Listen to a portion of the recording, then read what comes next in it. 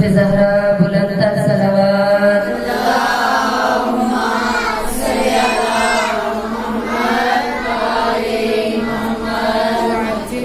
سب مل کر دعائے امام زمانہ بسم اللہ الرحمن الرحیم اللہم کل ولیک حجت ابن الحسن صلواتک علیہ وعلی آبائہ. سب مل کر دعائے امام زمانہ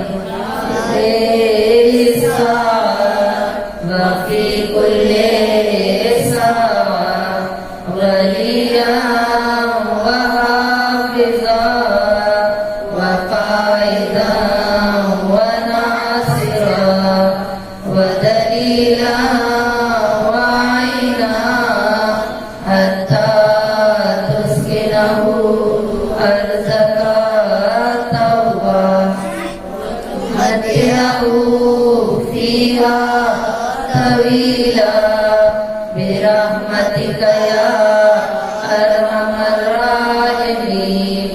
اللهم صل على محمد وآل محمد صلوات. اللهم صل على محمد وآل محمد. أعوذ بالله من الشيطان الرجيم. بسم الله الرحمن الرحيم. أفوض أمري إلى الله إن الله بصير بالعباد فسيكفيكهم الله وهو السميع العليم. صلوات. اللهم صل على محمد وآل محمد. بسم الله الرحمن الرحيم. الحمد لله الذي لا يبلغ مدحته القائلون ولا يوصي نعمه العادون ولا يؤدي حقه المجتهدون الذي ليس لصفته حد محدود ولا نعت ممدود فترى الخلائق بقدرته ونشر الرياح برحمته ثم الصلاة والسلام على أشرف الأنبياء والمرسلين وخاتم النبيين أبي القاسم محمد. اللهم صل على محمد وآل محمد وآل الطيبين الطاهرين المعصومين المظلومين سيما بقية الله في الأرضين صاحب العصر والزمان إمام الإنس والجان أجل الله تعالى فرجه الشريف. صلوات. اللهم صل على محمد وآل محمد. أما بعد فقد قال تبارك وتعالى في كتابه المجيد والفرقانه الحميد وقوله الحق وهو أصدق الصادقين. بسم الله الرحمن الرحيم. ومن قتل مظلوما فقد جعلنا لوليه سلطانا. صلوات. اللهم صل على محمد وآل محمد. نعرہ تکبیر. نعرہ رسالت. نعرہ رسالت. نعرہ حیدری. حیدری. حیدری. بر محمد وآل محمد. صلوات.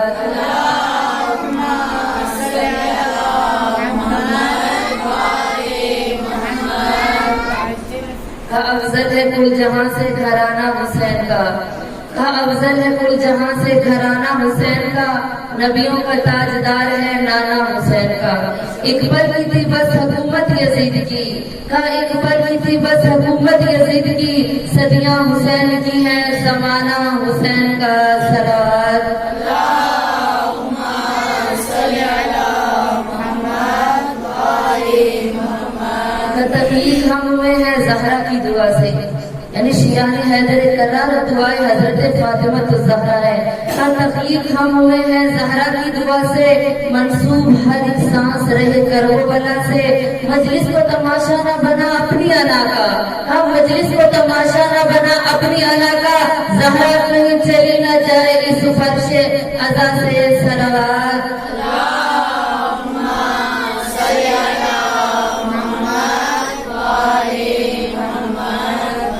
خدایا شام میں نہ مل جائے کوئی جاننے والا، خدایا شام میں نہ مل جائے کوئی جاننے والا، بازار کے ہر موڑ پہ یہ دعا مانگ رہا ہے۔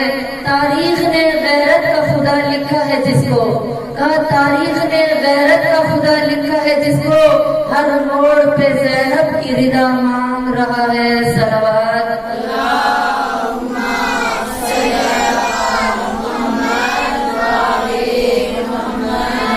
ہمیشہ کی طرح سب سے پہلے تمام تر تعریفیں، تمام حمد و ثنا اس خالق اکبر کے لیے کہ جس کی قبضہ قدرت میں ہماری جانیں ہیں، وہ عظیم پروردگار کہ جس نے ہمیں فرش عزا جیسی نعمت عطا کر دی، کہ یہ فرش عزا ایک ایسی نعمت ہے کہ جہاں پہ ہم ذکر خدا بھی کرتے ہیں، ذکر نبی بھی کرتے ہیں اور ذکر اہل بیت بھی کرتے ہیں، کہ وہ عظیم پروردگار کہ جس نے ہمیں اس فرش عزا کو عطا کیا، اور فرش عزا پر ہم اپنے آئمہ طاہرین کا ذکر کرتے ہیں، ذکر اولیاء کرتے ہیں، کہ یہ اللہ قرآن میں فرما رہا ہے کہ جب تم میرے بندوں میرا ذکر کرتے ہو میں تمہارا ذکر کرتا ہوں۔ اور پھر اللہ کیا فرما رہا ہے کہ جب تم میرا ذکر کرتے ہو میں تمہارا ذکر کرتا ہوں، یعنی اس سے کیا مراد ہے، اس آیت کی تفسیر میں کیا ملتا ہے، یعنی کچھ ہستیاں ایسی ہیں کہ جنہوں نے ذکر خدا کیا، اللہ نے ان کے ذکر کو تا قیامت جاویدہ رکھ دیا ہے، تا قیامت جاویدہ رکھ دیا ہے، ان کو زندہ اور جاوید رکھ دیا ہے کہ آج بھی رہتی دنیا تک ان کا نام لیا جا رہا ہے۔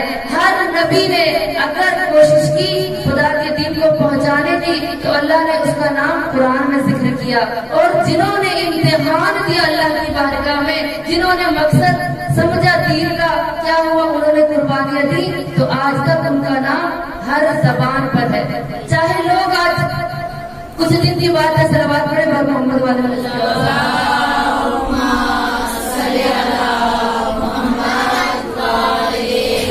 آج آپ نے دیکھا کہ سوشل میڈیا پر خبریں چل رہی ہیں کہ ابھی کچھ دن پہلے کراچی کے اندر شیعہ کافر کے نعرے لگے، اس سے پہلے یہ بات موجود نہیں تھی، اس سے پہلے یہ بات موجود نہیں تھی، کہیں بھی شیعہ کافر کے نعرے نہیں لگتے تھے، لیکن ہم مجلس اہل بیت کروا کے بتاتے ہیں کہ ہم حسینی مسلمان ہیں، اور یہ شیعہ کافر کے نعرے لگا کر بتا رہے ہیں کہ یہ یزیدی مسلمان ہیں، کہ وہ اس وقت بھی موجود تھے جو عصر عاشور کہتے تھے کہ ہم نے حسین ابن علی کو ذبح کر کے نعوذ باللہ من ذالک ہم نے عصر کی نماز پڑھنی ہے، یعنی جن کو معرفت حسین نہیں تھی، جو رسول کے اس نواسے کو نہیں جانتے تھے، جو فاطمہ الزہرا کے گھرانے کو نہیں جانتے تھے، وہ لوگ بھی تھے جو نماز تو پڑھتے تھے، قرآن کی تلاوت تو کرتے تھے، قاریان قرآن تو تھے، حافظان قرآن تو تھے، ان کی پیشانی پر سجدہ کرنے کے گڑھے پڑ چکے تھے، لیکن معرفت حسین نہیں رکھتے تھے۔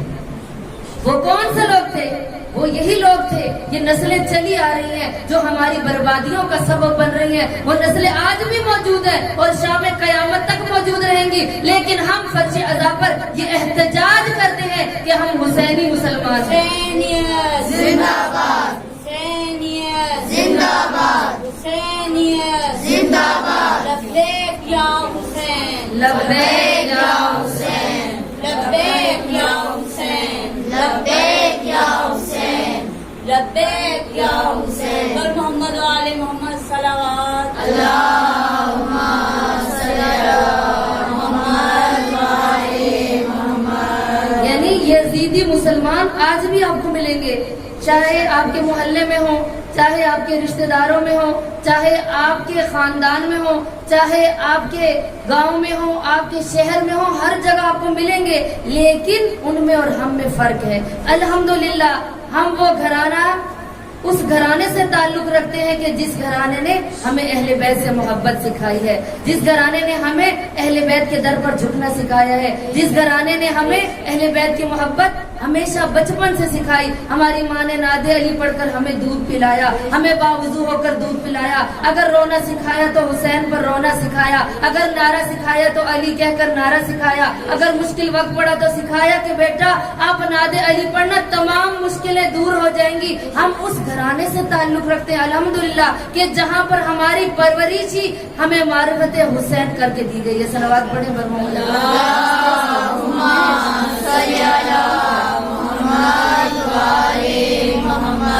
नारे तकबीर, अल्लाहु अकबर, नारे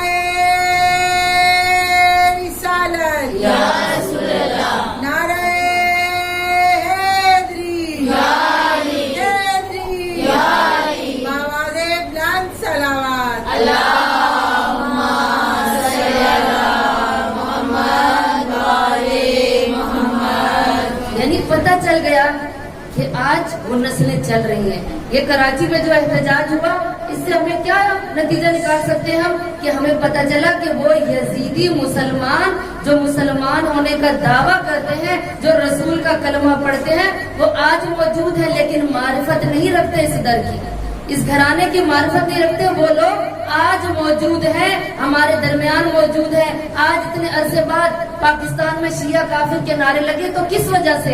आपने सोचा?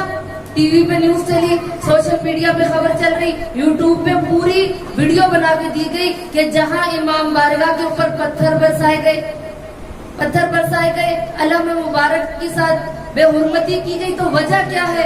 यानी ये हमारा मिंबर इतना कमजोर हो चुका है कि यहाँ पर अगर हकाइक को वाजिया किया जाता, यहाँ पर ये दर्स अहले बैत है। करबला यकजा होने की जगह है, करबला हमें मसावात सिखाता है, करबला हमें इत्तेहाद सिखाता है, करबला तरबियत की दर्सगाह है, करबला माओ बहनों के इकट्ठे होने की जगह है। हर दर्स हमने करबला से लिया, लेकिन आज हमारा मिंबर इतना कमजोर हो गया कि आज हमारे मिंबर से जब ऐसी गलत बयानियां की जाएंगी, हम में से ही कोई उठकर जब गलत बयानी करेगा तो वो लोग हम पर उंगलियां उठाएंगे, हमारे मजहब पर उंगलियां उठाएंगे। वजह क्या है? क्यों उन्होंने उंगलियां उठाई? कोई सोचा? किसी ने ये सोचा कि वो क्यों हम पर उंगलियां उठा रहे हैं? वजह क्या थी? जब हमारे मिंबर पर आकर उन लोगों को तबर्रा किया जाएगा कि जो मसलहत परवरदिगार है, मसलहत रसूलियत थी, कि जब रसूल आजम ने अपनी जिंदगी में जिन्होंने सैयदा का दिल दुखाया, उनका नाम नहीं लिया था,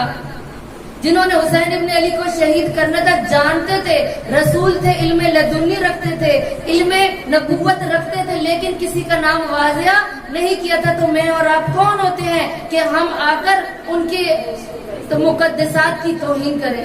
हम कौन होते हैं? हम लोगों ने दर्स लेना है करबला वालों से। हमने अपनी मजालिस के अंदर ऐसा जिक्र नहीं करना कि लोग हमारी मजालिस से दूर हो जाए। करबला इत्तेहाद की जगह है। कोई ये ना कि हुसैन को मानते हैं तो सिर्फ शिया मानते हैं, हुसैन को हिंदू भी मानते हैं, हुसैन को काफिर भी मानते हैं, हुसैन को मुशरिक भी मानते हैं, हुसैन को ईसाई भी मानते हैं, हुसैन को यहूदी भी मानते हैं, हुसैन को नजासी भी मानते हैं। यानी हर कोई हुसैन को मानता है। हमें ये नहीं कहना चाहिए कि सिर्फ हम शिया हुसैन इब्न अली को चाहते हैं। सलवात पढ़े बर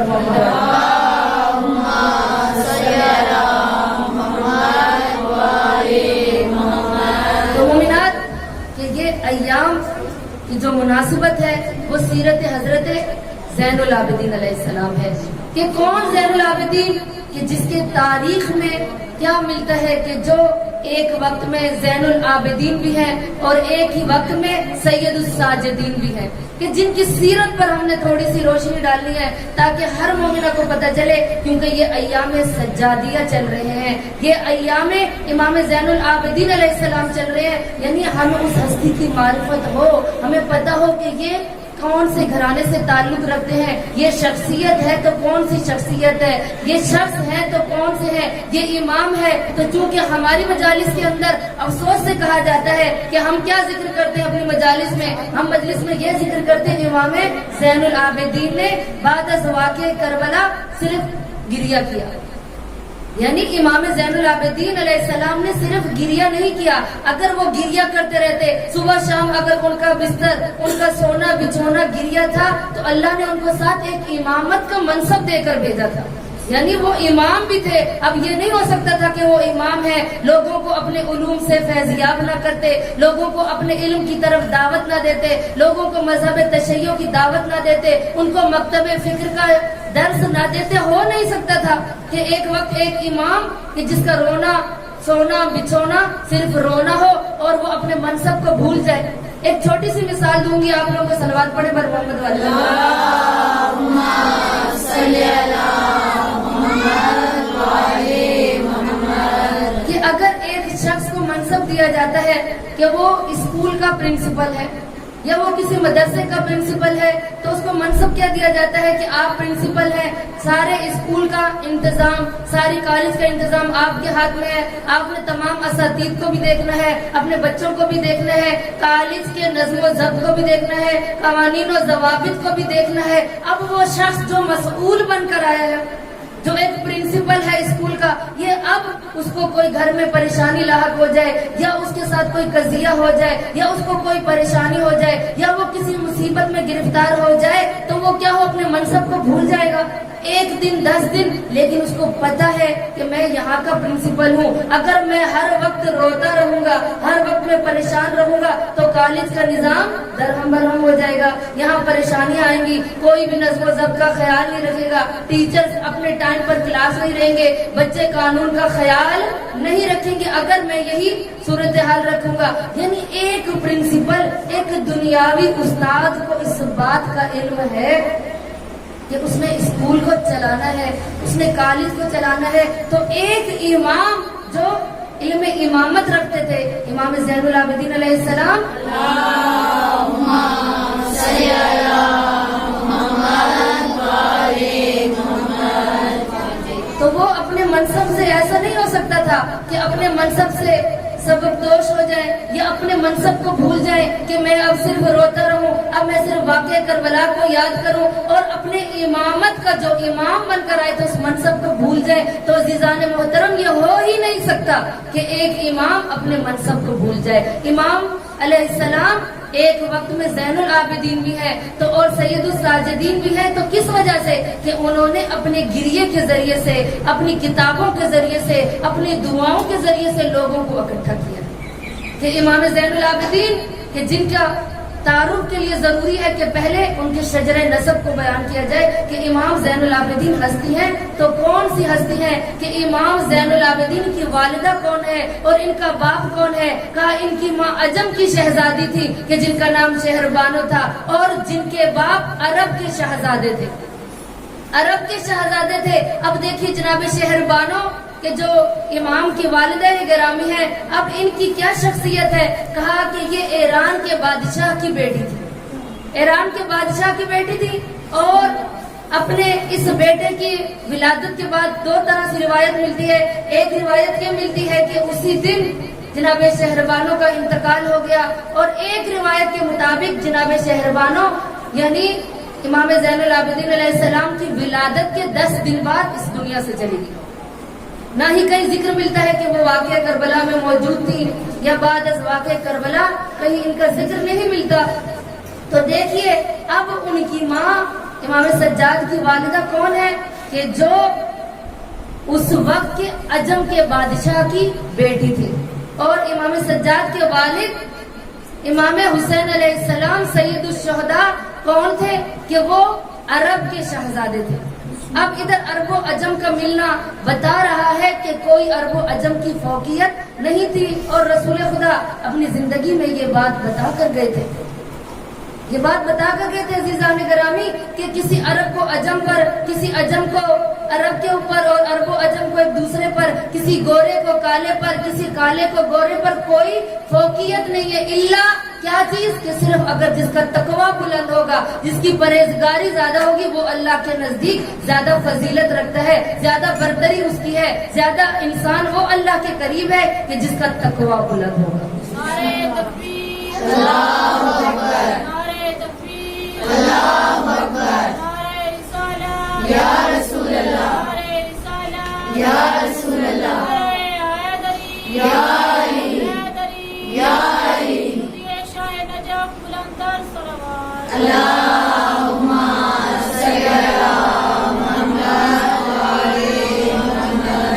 تو عزیزان گرامی، اب دیکھیے کہ جب عرب و عجم کی اس فوقیت کو ختم کیا گیا، اس برتری کو ختم کیا، کس طرح سے کہا کہ یہ جناب شہربانو آئی کیسے اہل بیت کے گھرانے میں، کس طرح سے آئی؟ کہا کہ اس وقت جب ایک عامل حریث نامی ایک عامل تھا کہ جو عامل بن کر جس کو امام علی علیہ السلام نے اپنے دور خلافت میں بھیجا تھا، کسی جگہ کی حکومت دے کر بھیجا تھا، وہاں اس کو جب یہ دو شہزادیاں ملی اور انہوں نے قیدی بنا کر ان کو امام علی علیہ السلام کی خدمت میں بھیجا۔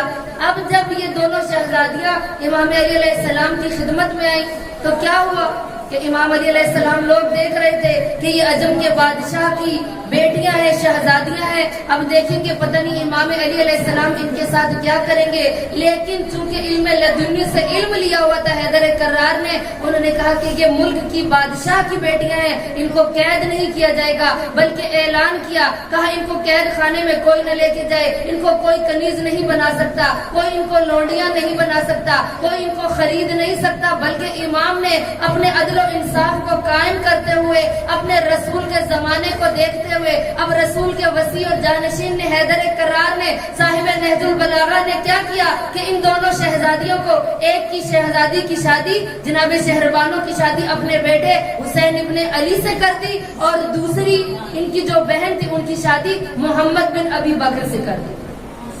اب جب دونوں شہزادیوں کی شادی کر دی، لوگ حیران تھے، آئے جناب علی ابن ابی طالب کے پاس، کہا اے حیدر کرار، آپ اس وقت کے خلیفہ ہیں، آپ نے یہ کیا فیصلہ کر دیا ہے؟ عرب کو تو اللہ نے فوقیت دی ہے، قرآن نازل ہوا تو عربی زبان میں، اب عرب کی زبان بھی عربی تھی، ہماری قومی زبان جیسے اردو ہے اس وقت کی زبان ان لوگوں کی آپ جانتے ہیں، آج بھی جتنے عرب ممالک ہیں ان کی زبان عربی ہے۔ کہا عرب بھی تو شہزادے تھے، آپ نے یہ کیا کیا؟ ایک عجمی کی بیٹی کی شادی اپنے بیٹے سے کر دی۔ تو اس وقت کہا کہ تم نے سنا نہیں کہ رسول اکرم کیا فرما کے گئے تھے کہ عرب و عجم کو کسی پر کوئی فوقیت نہیں ہے، اور اب یہ عرب و عجم کا ملنا بتا رہا ہے کہ امام علی علیہ السلام نے انصاف کیا تھا۔